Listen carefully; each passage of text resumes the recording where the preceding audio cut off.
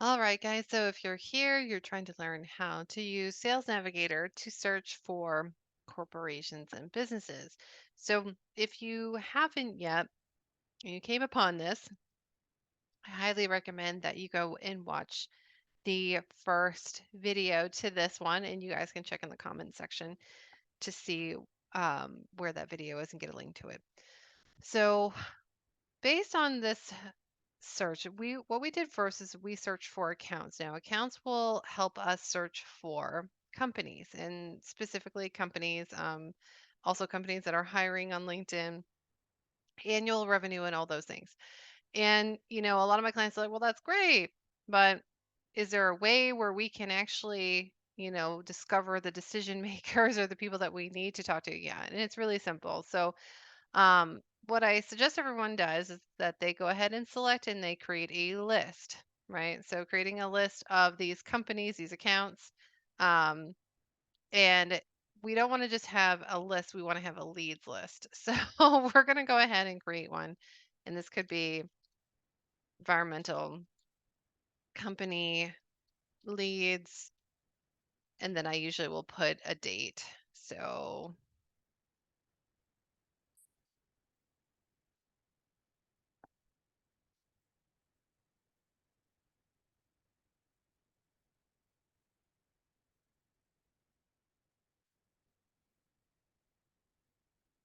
you guys can put a description too. So those ones all go into that list, right?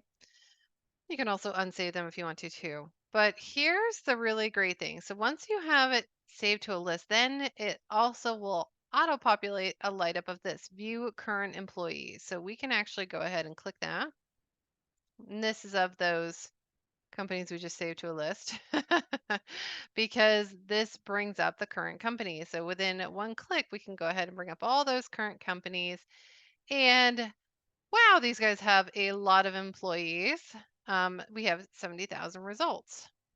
So not everybody's going to want to talk to all those people. So this is where your strategy comes into play here a little bit. So if you are looking to consult with a very specific department, then you're going to want to actually search for the leads, the decision makers within those departments. So we're a marketing firm, so we would want to most likely talk to whoever is in charge of sales and marketing. So we can go ahead and see all filters here because I'm in the lead section. We were in the account section. Now we're in the lead section. And I want to go ahead and I want to talk to somebody who's entry level or in training. I want, depending on the size of the company, we were looking for mid-sized companies. So I really want to talk to VPs.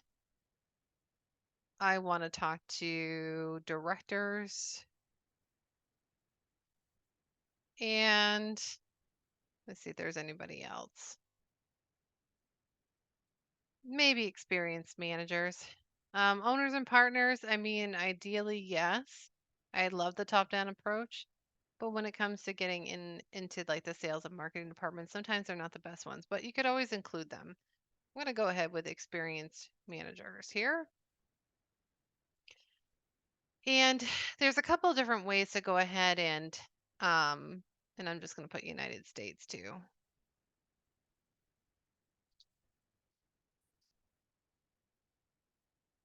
There's a couple different ways to go ahead and play this next one.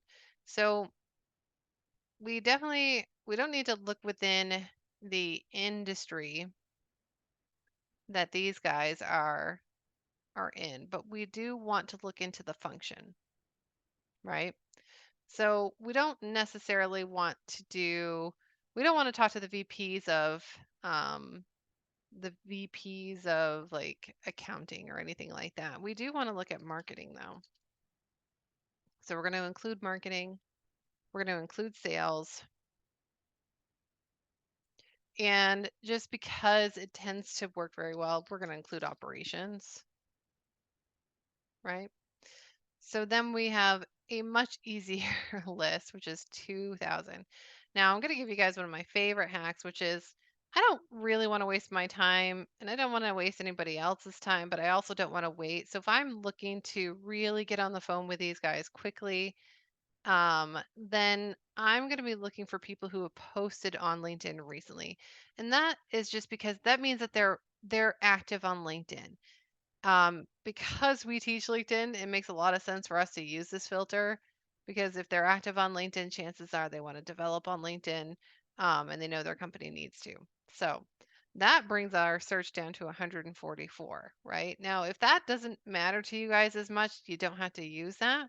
But maybe you want to be more strategic with, um, maybe you want to get in front of these company leads because you know that they're going to be looking for a new agency or a new vendor because they recently changed jobs, right? And so when somebody comes in from another company, they will usually look at all the vendors and they'll make decisions based on that. So you can actually put in their change jobs.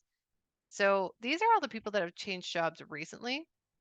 And so you've got people who are new in a director role, they're new in a management role, and so they could be looking for vendors, right? So that's kind of some of these little hacks that will really help you guys.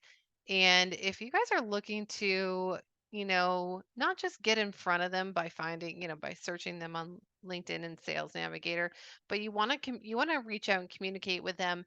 You want to get a phone call with them. This is where our expertise really comes into play because we help with both the inbound and the outbound lead generation, and we have a very specific system that we use in order to get you phone calls, get you discovery calls, get you sales calls with some of these decision makers. So you guys can go if you guys got your own, by all means, if you've got your own ways in, then that's great.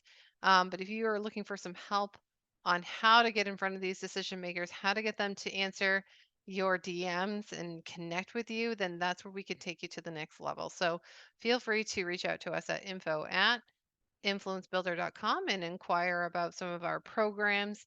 And these are our LinkedIn lead generation programs that you're going to want to ask about. Okay. All right. I hope that helps. Enjoy your Sales Navigator and your lead generation process.